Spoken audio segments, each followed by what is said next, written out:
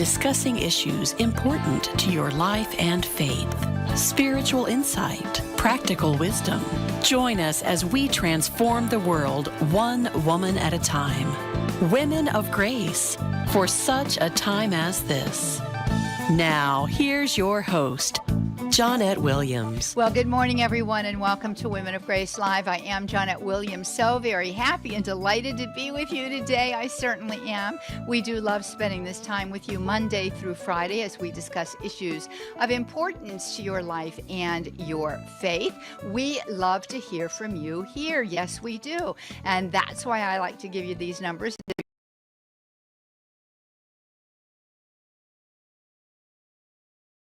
288 EWTN. That's 833-288-3986. That is the way that you can call us here live on Women of Grace Live. We love that holy conversation, opportunities to talk about things that help us to live that abundant life in our Lord Jesus Christ and to share that abundant life with others.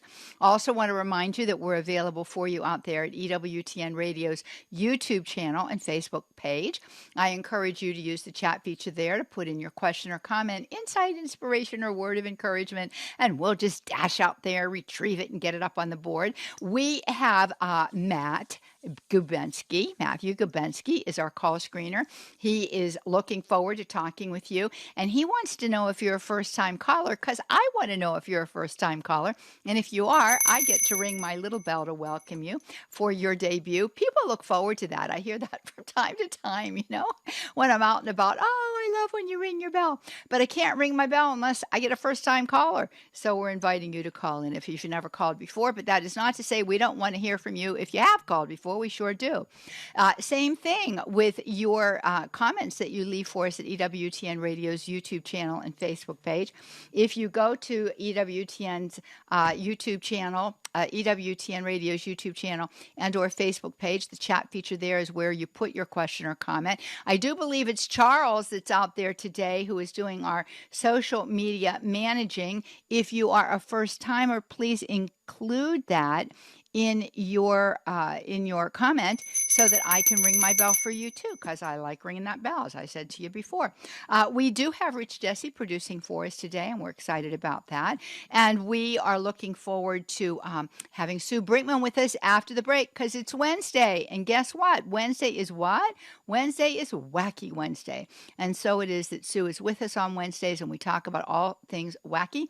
We are going to be talking about angels today. We started to talk about angels yesterday with our guest, John Martinoni, who's with us the last Tuesday of every month. And we're going to continue with that because on Friday, we celebrate the Feast of the Archangels. And then, of course, in October, I think it's the 2nd, we celebrate the Feast of the Guardian Angels. And that's all wonderful stuff. So we're going to be talking about angels today. Any questions that you might have about angels, we invite you to give us a call. We will chit-chat about that. We'll take your calls on anything, but that is kind of like the topic that we want to zero in on today if we can. We want to clear up any concerns that you might have or any misconceptions that you might have on the angels. Do want to encourage you to get out to our website, womenofgrace.com. We have all kinds of good things available for you there. I am reminding you about this Saturday. It is our very first WOG-a-thon. What is a WOG-a-thon? Well, WOG, W-O-G, Women of Grace. That's, those are the initials for our organization. A WOG-a-thon, a Women of Grace-a-thon, is this event, first time we're ever doing it, and we're doing it to celebrate our 20th anniversary of being in existence as an apostolate underneath our umbrella of living his life abundantly. So this is going to be so much fun. I'm telling you, our people, our staff has been working on this so hard, and they have come up with this absolutely marvelous 4-hour block of time for you from 1 to 5 this Saturday. You can register for it right online. It's free of charge, so we're hoping that you'll sign up. You don't have to stay there for all 4 hours, but I have a feeling that you're going to want to stay for as long as you possibly can, or if you have to dip out, you're going to want to dip back in again because it's going to be so much fun. Debbie Georgiani is going to be with us. She's going to be hosting along with Thea Parsons from our Women of Grace Apostolate, as well as Isabel Liberator from our Women of Grace Apostolate. They're going to be chit-chatting, but we have so many special surprises for you. We've got special guests that are going to be live with us at different points in time throughout the course of that 4-hour block. We've got congratulatory messages from some of the people that I've interviewed in the past and just basically friends of Women of Grace. We have special marriage moments with Jack and me that we will be doing live through the course of that time. We have Wacky Wednesday moments with Sue that she is going to be doing throughout the course of that 4-hour block. I can tell you it's going to go very, very quickly. Thea Parsons happens to be my daughter. So she said, Mom, let's do a flip the script. How about if I ask you some questions and you answer them? And it was fun. We had fun. It was interesting to have my daughter interview me. And she found out some things she didn't know. She said, wow, I never heard that story before, Mom. And she also wrangled out of me one of my family's favorite recipes. So you will get to hear one of our family's favorite recipes. So, have a little piece of paper and a pencil so that you can jot it down. It's going to be so much fun. So all of that is coming up for you this Saturday, 1 to 4. Go to our website, womenofgrace.com. You're going to see it advertised in the upcoming events, and it's in the slideshow.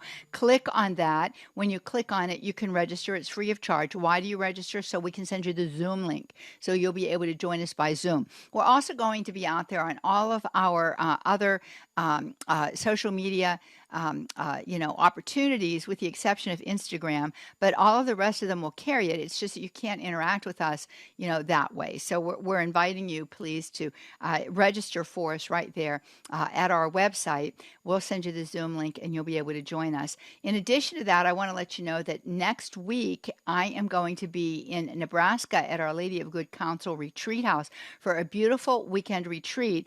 It begins on Friday evening, and that is the first weekend in October. It's up there on our website for you. I invite you to get out there and to take a look at that. It's going to be beautiful, really a beautiful retreat. I have been to this retreat house, so very many times, and always enjoy going there. Father Coulter is always so warm, and he's always so welcoming, and he always makes us feel so much at home there. And it is just going to be this lovely opportunity. It's going to be a 3-day silent retreat beginning on October 6th. That is Friday night, running through Sunday. All of the information is there, along with the theme, Living His Life Abundantly, Encounter Healing Love, and Be Transformed by Jesus Christ.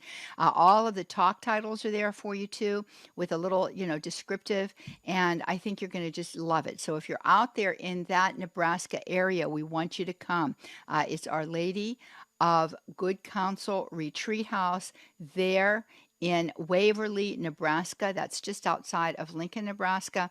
If you're in that area, if you're in the Omaha area, it's not too far to travel. We invite you to be with us. Well, you hear that music? We're going to a break. I can't believe I've spoken for 9 minutes and barely taken a breath. 833-288-EWTN. That's 833-288-3986. That's the way that you can join us here on Women of Grace Live. It is a Wacky Wednesday. Our lines fill up, so get in early. We're talking about angels today with Sue Brinkmann, what they are, what they aren't, what we need to be aware of when we hear angels being thrown around in our popular culture. Are we talking about the same thing, or aren't we talking about the same thing, and how do we know the difference? All of that coming up for you after the break. Also, you can use the chat feature at at EWTN Radio's YouTube channel and Facebook page. Coming right back after the break. Stay tuned. This is Women of Grace Live. I'm Johnnette Williams. 833-288-EWTN. This is Dr. Matthew Bunson. Join us for the news and topics that affect your life on Register Radio, Saturday afternoon, 4 Eastern on EWTN Radio. Hello, I'm Bishop David O'Connell, the Bishop of the Diocese of Trenton, and this is a Eucharistic moment. Dorothy Day, 20th century American Catholic journalist, social activist, and co-founder of the Catholic Worker Movement, referred to the Eucharist hundreds of times in her diaries. There, she wrote, "The reason for man's existence is to love, honor, and serve God. The greatest work of the day is the Mass, the offering of the God-man to God, for His praise, honor, and glory, in reparation for our sins, and in thanksgiving for all His benefits. Man's first duty is to praise God, to adore Him, to thank Him. Even the unbeliever can say, 'O God, if there is a God, have mercy on me, or us? And how can we do this adequately except through his Son? When we have received communion, then it is Christ himself who can adequately praise and adore. Carry the faith wherever you go. Watch your favorite EWTN show, series, or special, or listen to your favorite EWTN radio program at any time, day or night. EWTN On Demand brings all your favorites instantly. Download the EWTN app at EWTNapps.com today. Never miss any of your favorite EWTN television or radio shows when you have the Amazon Fire TV player. All you need is a high-speed internet connection, a TV, and the Amazon Fire TV player. You're listening to EWTN Radio.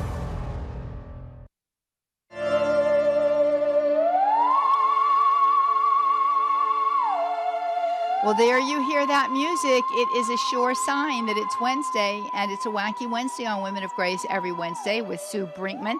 We talk about wacky things during this day, and we invite you to call with anything that you see out there that seems just a little off-center, or a little strange.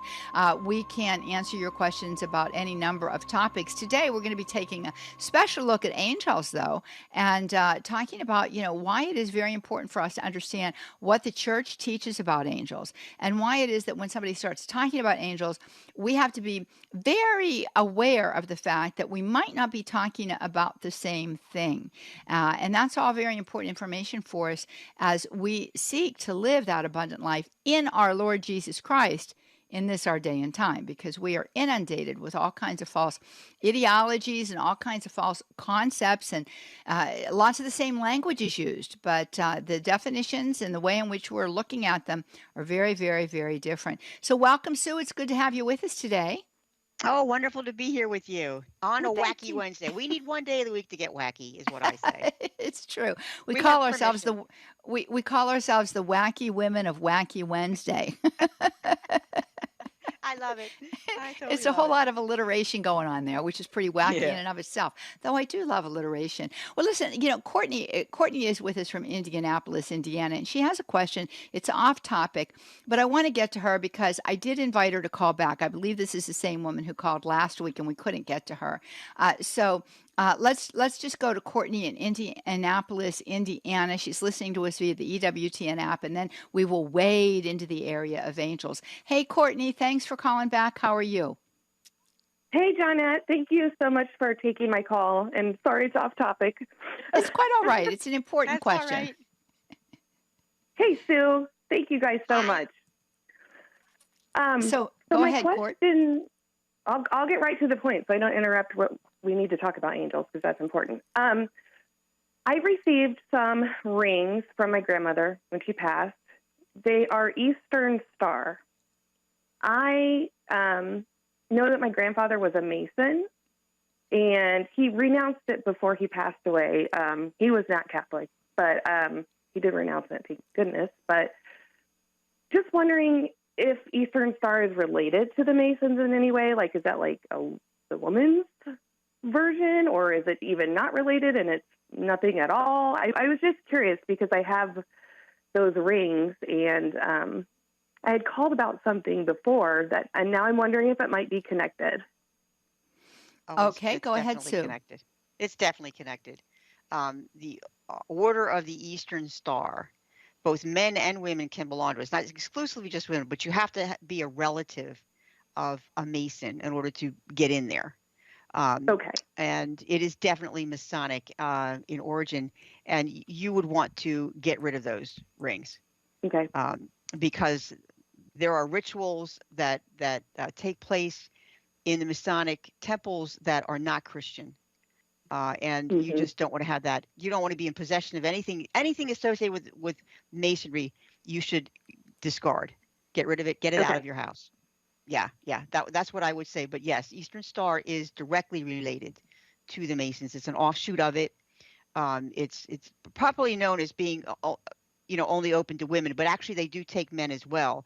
The one condition being you have to be related the son, the father, the Mm-hmm. brother, the sister of somebody who's in a that's one of the qualifications in order to get in there, and you have to be at least 18, and be related to a master mason, past or present.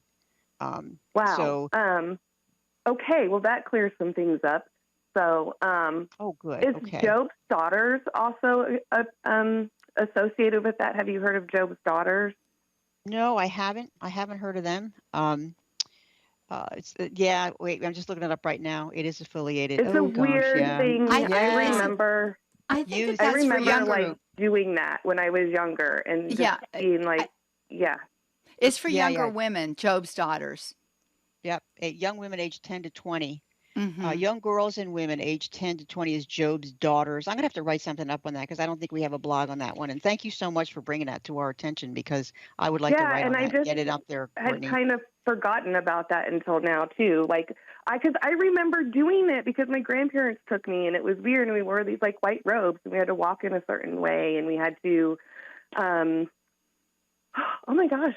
I think we even had to. Oh, this is heavy. I think we even had to recite some kind of like oath or something. And I remember because I converted to Catholicism when I was 18, and I remember my grandparents being like so upset. Oh, Well, yeah. what people don't realize is that, and if you go back in church history and you don't have to go very deeply into church history, you just have to go back to like the early 1900s, for example, you're going to discover, and I mean, but you can go back deeper, you can go back almost to medieval times, and you're going to discover that the Masons were virulently anti-Catholic. And they remain virulently anti-Catholic. And there's a lot of confusion, even within the Catholic Church, or I should say within the Catholic Church membership, about the Masons. It used to be stated specifically, I think it was in the 1917 Code of Canon Law, that you could not be a Freemason. It was inconsistent with our faith, and I do believe it was an automatic excommunication. When the Code of Canon Law was revised in 1983, I believe it was, they took that out and they said all secret societies. So some people interpreted that and thought that that meant that, okay, it says all, but Freemasonry, now that it was not specifically mentioned, was okay. So a lot of Catholic men began to become Freemasons. But if you progress through any of the degrees of Freemasonry, you're going to discover that it becomes more and more anti-Catholic and more an arch enemy of the church up to the 32nd degree. And you have to be a 32nd degree Mason to become a Shriner.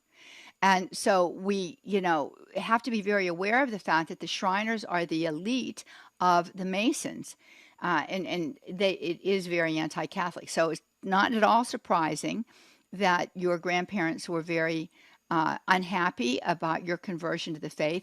And what I would do, basically, since you were involved in Job's daughters and you you potentially took an oath, I would certainly take that to a priest and say, this is what happened as a child, and I want to repent, reject, and renounce. Now, that's the way that we break any kind of a hold that could be there because of an oath that is taken. So just a suggestion to you, Courtney.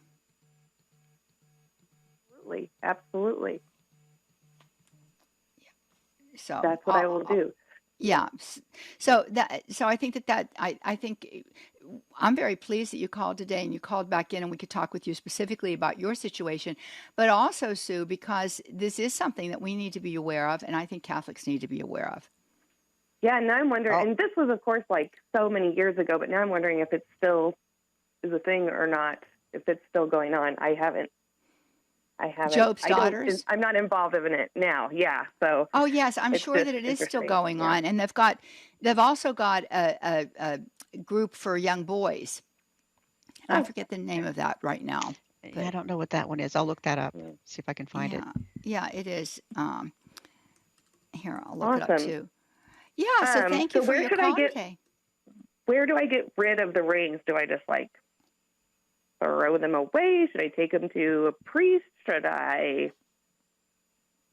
I would smash them, okay, and then throw them away. so that no one else can I pick can them do out of that. the trash or something and wear them. Yeah. That's right. Got it. And Got it. yeah, I will do that. or you could bury them too. Either way is a good way. Hmm. And Okay. Okay. Great. the order for boys is called Order of Demolay, Demolay, capital D and Oh, capital M. So there you go. Wow. okay. I don't Thank like you that so much, name. ladies. I appreciate you taking my call. Well, you're so welcome. We appreciate you calling in. Thank you so very, very much. And we want to. We're going to spend a few moments here talking about angels, Sue, and then we're going to go to our other callers. We invite you to give us a call 833-288-EWTN. That's 833-288-3986, or use the chat feature at EWTN Radio's YouTube channel and/or Facebook page. Okay, go for it, Sue. Tell us about angels. Who are they, and who are they not? Oh, angels. I love angels. I've always had a tremendous devotion to the angels ever since I was a little girl and I first heard what they were. The very first things I drew on my little blackboard downstairs, I think I was 4, were angels walking up and downstairs with their long dresses trailing behind them, of course. I had to have all that stuff on them. Well, you are a girl after all. Yes, that's right. I always loved angels, but angels, they are purely spiritual beings. They have intelligence beyond what we can even imagine. Very powerful beings, but they have intelligence, they have will. As according to the Catechism, now they're personal, they're immortal creatures, surpassing in perfection all visible creatures. And Christ is the center of the angelic world. And this is probably the most critical part of what we have and we learn here in our church about angels, because of the fact that the New Age has so many distorted ideas about angels out there. This is what you need to remember. Christ is the center of the angelic world. They are his angels. They belong to him because they were created through and for him. They belong to him still more because he has made them messengers of his saving plan. So in other words, the angel's job is to lead us to salvation, the salvation won to us by Jesus Christ. And this is a job that they're very equipped to do with what I can only describe as terrifying power. That's how big their power is. I mean, it's all for the good, but it's huge. It's enormous. So that is what we teach angels are. Now, fallen angels, demons, they have all the same powers as an angel, only their intellect has been corrupted by their fall, but they still remain angels.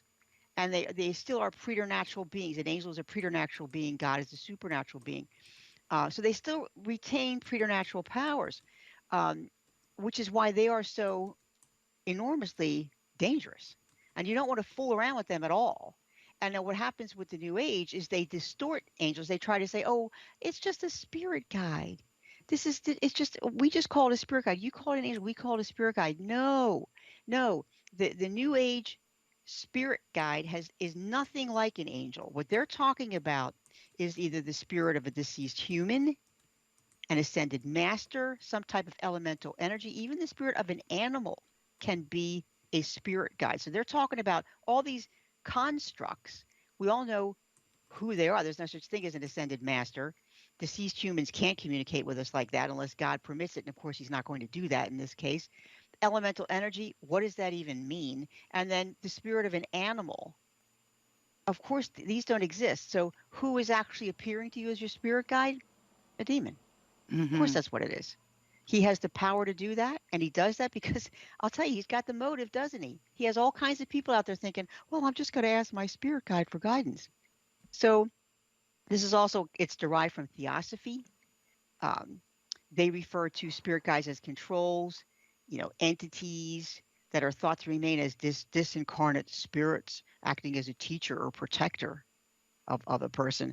This is how they build them out there. And you have to be very, very careful with this. And always remember what we teach, is that Christ is the center of the angelic world. Good angels exist solely for him and to serve him and his will on the earth. They're not there to appear to you in dreams, to tell you who to marry or what number to play in the next mega drawing at the lottery. That's not what they're there for. No. And you'll see that the New Age angels, if you go to look at some of their websites, they have them doing all kinds of strange stuff like that. So you have to be very careful with your angels, giving messages. This is a big thing that out there on the internet right now. Saint Michael, is the one that they always use. He's the most popular among the New Age, and it's an imposter. This isn't the real Saint Michael. This is someone who's giving us messages about the state of the world, and where it has nothing to do with God or Jesus. His name isn't even mentioned there. And most of the messages that they get, these different seers, are gotten through the gift of automatic writing, which is another occult art, or channeling. So this is where you're getting this stuff from, the teachings from the New Age on angels. They distort angels. Angels are not here, as I said, to do all these wacky things. Participate in Reiki ceremonies and stuff like that. No, that's not what real angels do. They don't get involved in astrological readings, psychic readings, mediumship sessions. This is not an angel. This is their view of an angel, which they constructed, this little spirit guide. But actually what it is Satan is hiding behind that, because the spirit guide isn't real. So Satan hides behind it. And that's where we can get ourselves into a lot of trouble. Yeah. And we do make that distinction. We know that the demons were fallen. Very careful about angels. And like I said, you just have to find the place to read up on them, go to scripture and read up on it, learn about them, and don't be afraid to go and poke around and see what else is out there. So that's going to teach you how to discern between the real angels and those who are imposters. And like I said, there's plenty of them out there. You have one spiritual healer. She's known as Joy Peterson. She claims to channel St. Michael. She's published books, volumes of books from these alleged messages. And she claims that in 2004, St. Michael announced himself to her and told her that she was St. Michael incarnate. And she uses the gift of automatic writing. He began dictating messengers to her. So when you go out to the websites, you're going to see this stuff. And you're going to say, that's a big red flag. There's another one out there, calls herself a messenger for the Archangel. Says her wisdom teachings of Archangel Michael offer to help people claim self-mastery and to claim soul awareness and God consciousness, none of which is Christian. Another one refers to herself as an author, an angelic channel, a mystic, a nature lover, starseed. Starseed is another name for an indigo child. We have blogs on that on our website. And they serve in elevating the vibration of the collective consciousness on Earth. This is the kind of stuff that you read out there and you wonder, what are they even talking about? So when we talk about the angels, it's an interesting thing because we're always well, here we are. We're going to a break. We're going to be right back. More on the other side with Sue Brinkmann, and we're going to continue our discussion on angels today. We've got lots of lines lit up here. We've got one line available right now, 833-288-EWTN. That's 833-288-3986. That's the way that you can join us live here on Women of Grace Live, where we do love having that holy conversation with you. Encouraging you also to use the chat feature out there. Just go to EWTN Radio's YouTube channel and Facebook page to do that. We'll get your question and get it up on the board. If you're a first timer, either way, let us know and we'll ring our bell to welcome you today. Coming right back after this break. Stay with us.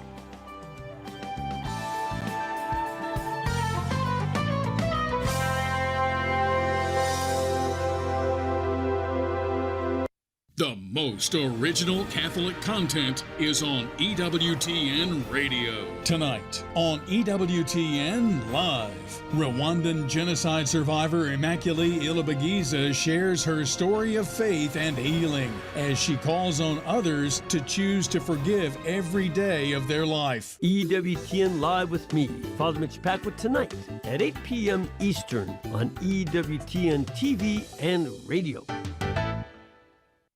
This is a Messy Family Minute from Mike and Alicia Hernan. We want to encourage you to become a storyteller in your family. Tell stories about your childhood to your children and even your grandchildren, your adventures, your struggles, overcoming fears, and even your mistakes.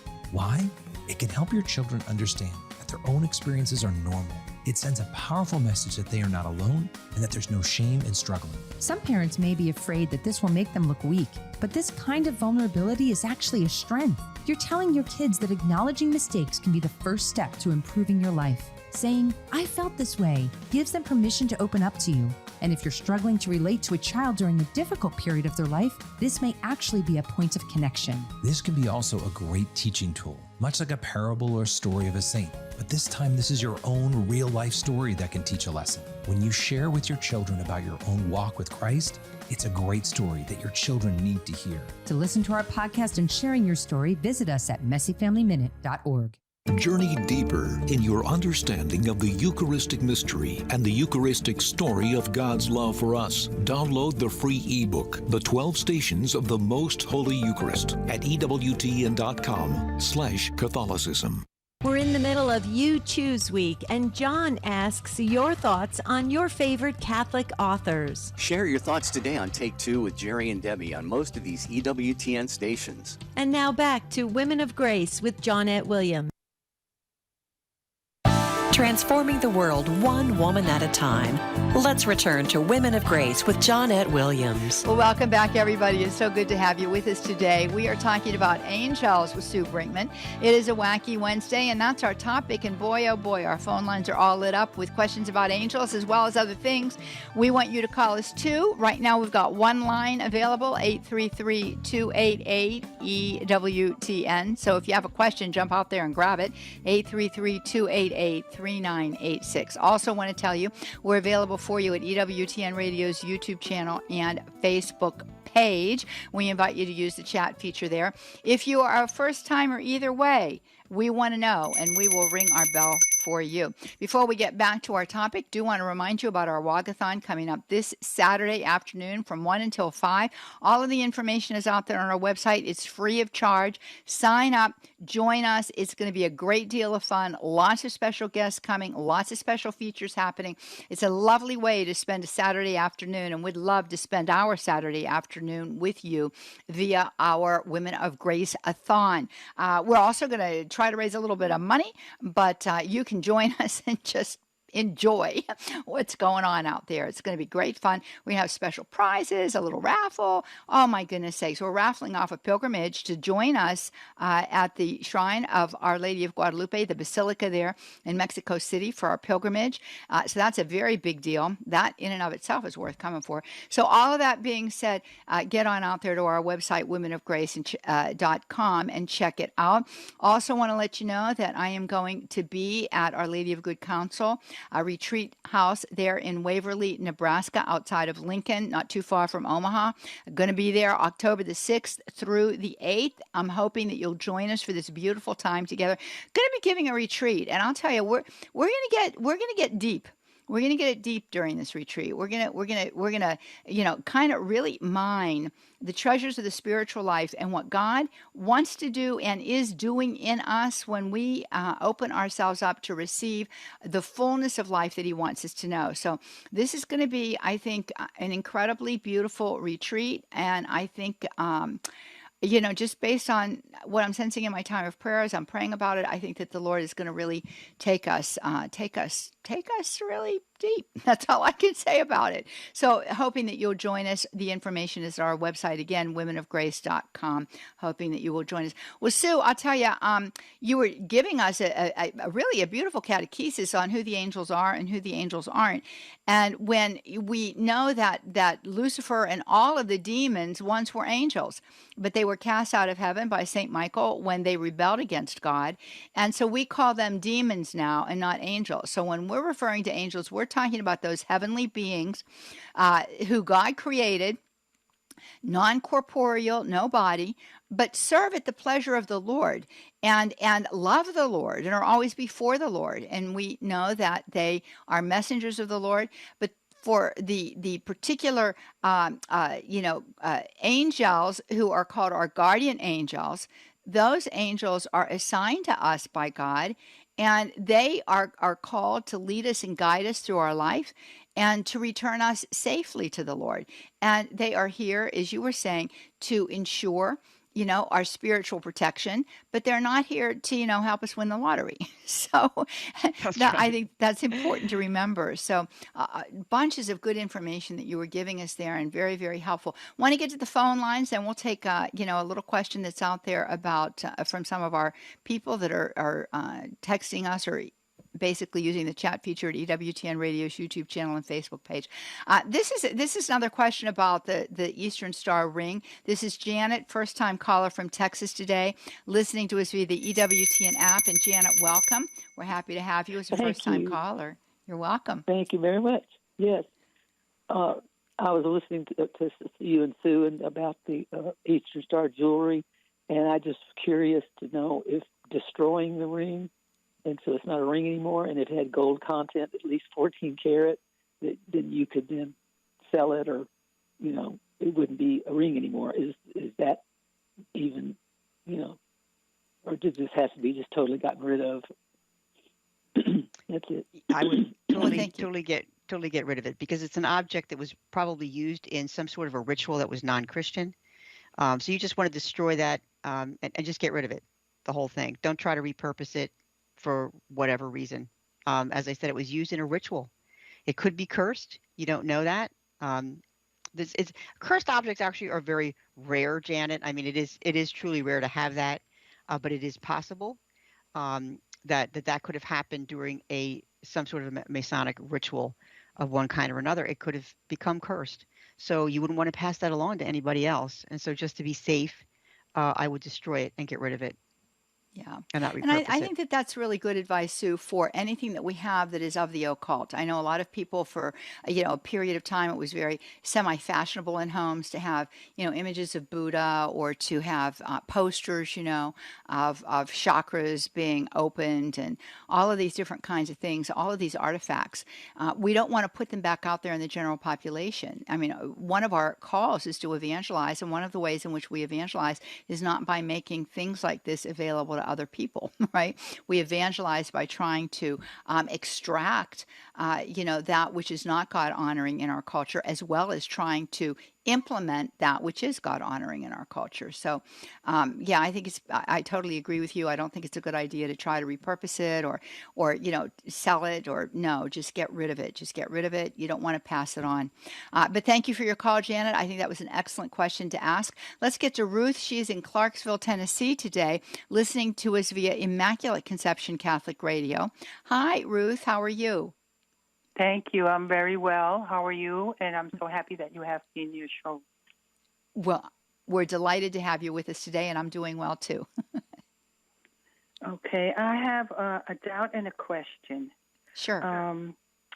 I usually, I'm already 70 years old, and I was raised in the Catholic Church profoundly. I speak with my guardian angel. I thank her for taking care of me all these years and guiding me from any kind of danger.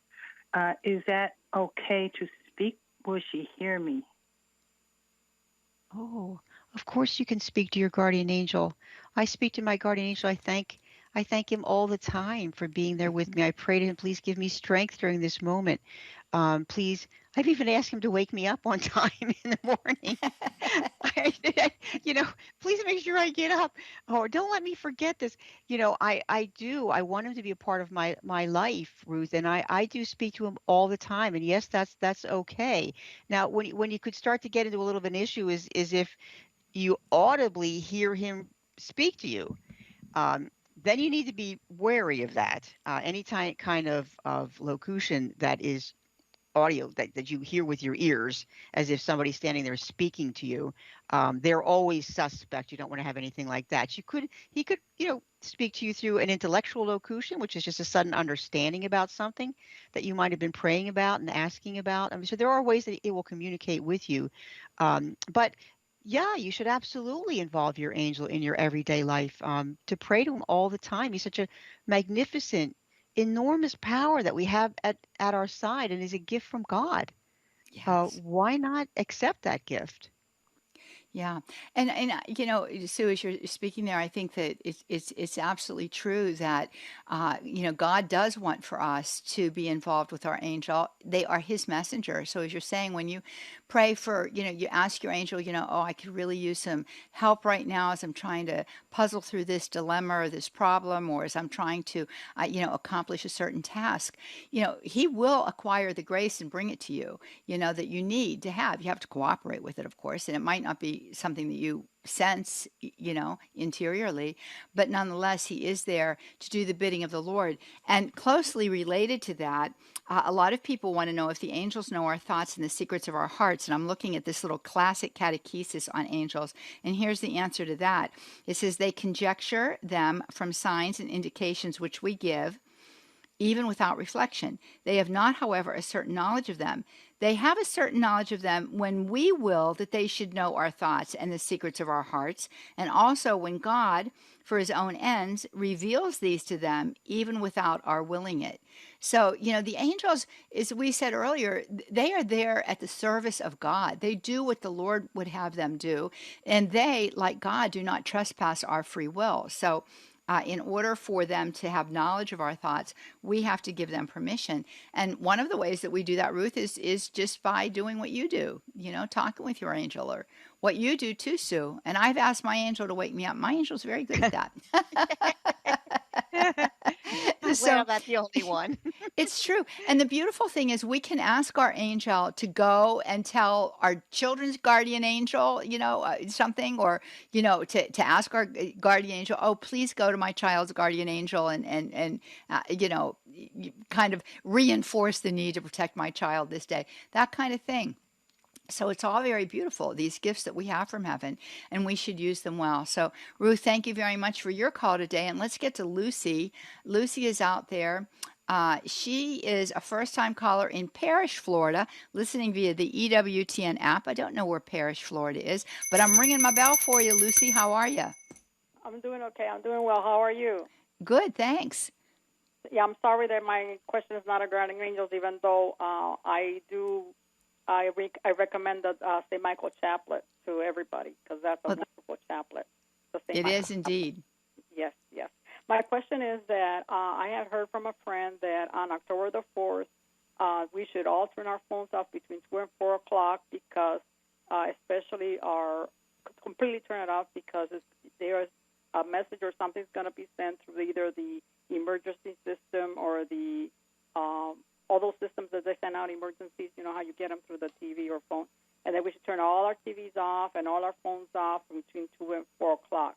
And I think this is coming from a guy named Jason Kacher, and I don't know if he's New Age or if it's something that we should be looking into. I've never heard of it. Me neither. I haven't gotten that memo.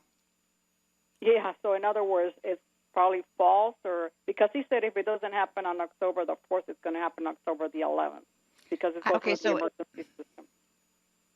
And what is supposed to happen? I didn't exactly understand it, but it's supposed to maybe affect you in some way or another, I think or whatever. Personally, I disregard things like that. Okay. I don't pay attention to that. I don't know this person. I don't know what his authority would be to give out that kind of a message, either in terms of his position within some kind of agency or governmental system, or whether or not, there is he thinks that he has an authority from heaven. I don't know anything about it, Sue, and you don't either. So no, I've never even heard of it. So it's not getting around too far, is it? If we No. haven't heard of well, it. he has a podcast or something, and I turned it on, and he said he got 1 million hits. So then I'm going, okay, but I wasn't sure. And so I sent it to my sister, and my sister says, that doesn't sound right. So I said, well, I'll ask the experts, which is you two. And so I figure I get it straight from the horse's mouth. So I shouldn't pay attention to that. Let the phones go and ring if they ring. Well, it's Yeah, also the it's feast day of Saint Francis of Assisi. So, yeah. There you go. Let's pray to Saint Francis on that. I just it's not anything that I would allow myself to get concerned about. Anytime we get these messages about fear or the end of the world's coming or this is going to happen, we've got to step back from that and just ask ourselves, what is this producing in me? Is it bringing fear, anxiety, worry, concern? I mean, we try to do a little discernment on where are these voices coming from? Are these voices from God or not? And one of the ways that we know that is by what it produces within us. Is it bringing those fruits of the Holy Spirit that we read about in Galatians chapter 5, verse 22, or is it bringing about things that the evil one uses to stir us up and make us fearful? So I don't think I'm turning my phone off. I'm not going to turn mine off either. I'm looking it up and I'm seeing that various cities throughout the country have sent out press releases about this, saying that the emergency alert system a nationwide test will take place on October the 4th on cell phones, televisions, and radios. It's going to take place, and it's a test of the entire nation's emergency alert system to ensure that everything is working correctly in the event of a national disaster or attack. Now, I can imagine that something like this is going to really attract all kinds of conspiracy theories. What they're going to do, they're going to snoop on you during that time. I can just see it all coming, that they're going to do this nationwide test. I mean, we here in Pennsylvania have tests quite frequently of our radio and television. At least several times a year we have them. So that wouldn't even strike me as being odd to have something, happen on my phone. We also get it for tornado warnings and things like that. We have Amber Alerts. We get them automatically on our phones. So this really wouldn't even seem out of the ordinary to me, to be honest with you. Me neither.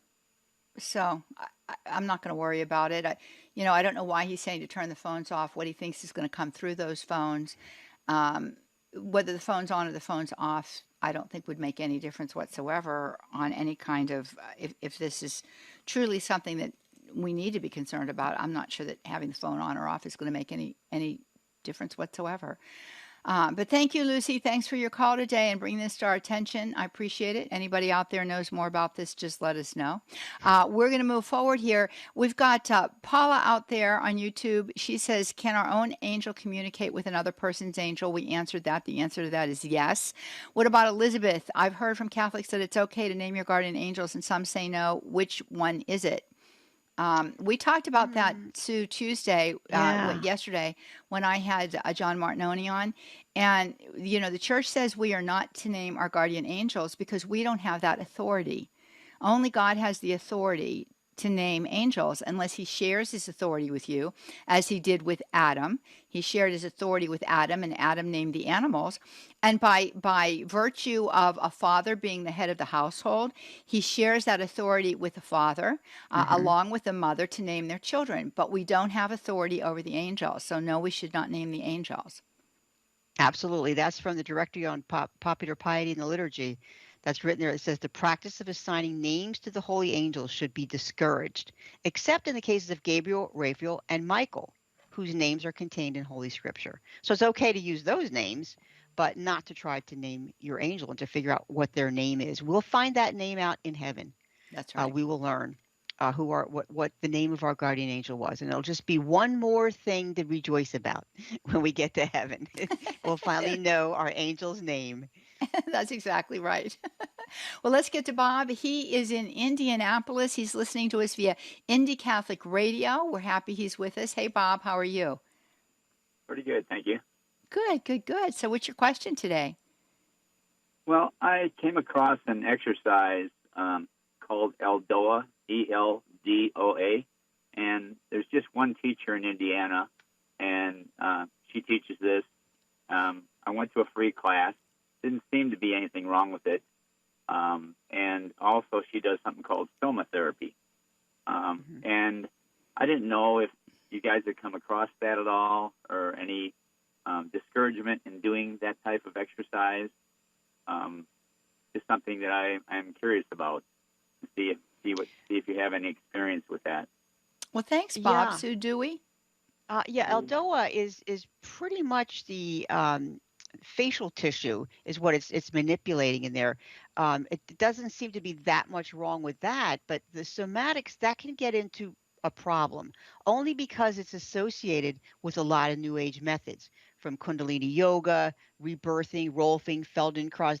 A lot of them come in. We have a blog on it.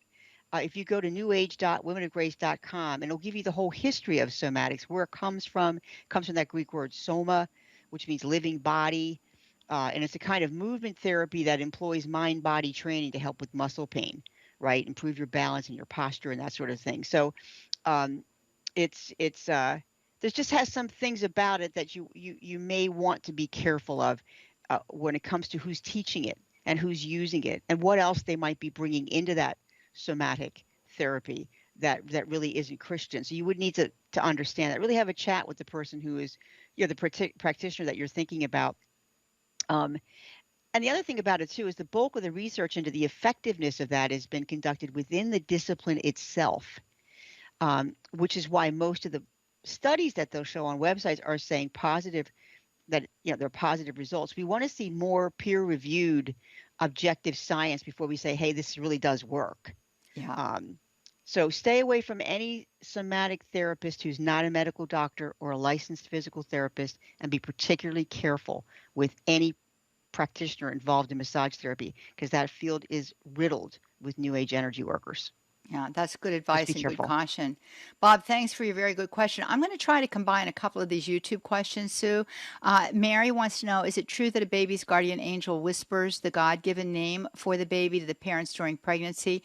And then this one, too, do people that were not brought up in faith or baptized have a guardian angel? Oh, that first one that you said about, wouldn't that be sweet? The baby guardian angel. To me, it sounds, really probably is not true, but it's just as sweet. The guardian angel would whisper the name, that this is the name of who your baby's going to be. I just think that's so sweet. But there's no real evidence that that's true. And we don't have any teaching in the church that claims that the guardian angel will do that for you. And the second question now, what was that second question again? So the second question is, do people that were not brought up in faith or baptized have a guardian angel? I believe God gives it. I believe we teach that the guardian angels are given to everybody. That's right. Whether you've been baptized or not. It's not something that's given to you at the time of baptism. This is something that's given to you at the time. In fact, I think that the fathers of the church, they kind of disagree a little bit on exactly when we get the guardian angel. Is it at the point of conception? Is it at the point of birth? I mean, there's different viewpoints of that. It's actually an interesting thing to read about if you'd like to do that. But it's not something that's given to you at the point of baptism. It's something that's given to you really at the point of your creation. Yeah, I kind of think that, I mean, there's two ways to look at it. The one idea is that, well, while the baby is inside of the mother's womb, the baby's protected by the mother's guardian angel. And then there's the other that, no, at the moment that, that baby is conceived, there's a guardian angel for that baby. And since the church doesn't come down with a doctrine on it, I think that we're free to believe either. Typically, that's the way that it goes with those kinds of things that are left kind of indeterminate by the church. Yes. But those are good questions. I think. And then this, here's a question from Mary in Birmingham, and I think that this is really interesting. She says, does the curse or demon stay with the material? I'm a metallurgist by hobby and was hoping to turn some of these things into holy objects for use in the church. And how can we encourage people to crush these family Masonic rings, possibly worth over $1,000? Oh, yeah, it is tough. It is tough to part with it. I've had to part with things that were worth quite a bit more than a few $1,000s because they were associated with the occult. They get out. Yep. There's no price. You can't put a price on what you're saving people from. And yes, that curse is attached to the material, to the actual material. So we don't want to use it for anything. Right. Exactly. Well, here we are. So we're at the end of the program. And friends, I'm sorry we didn't get to all of you. We tried our very best to do so.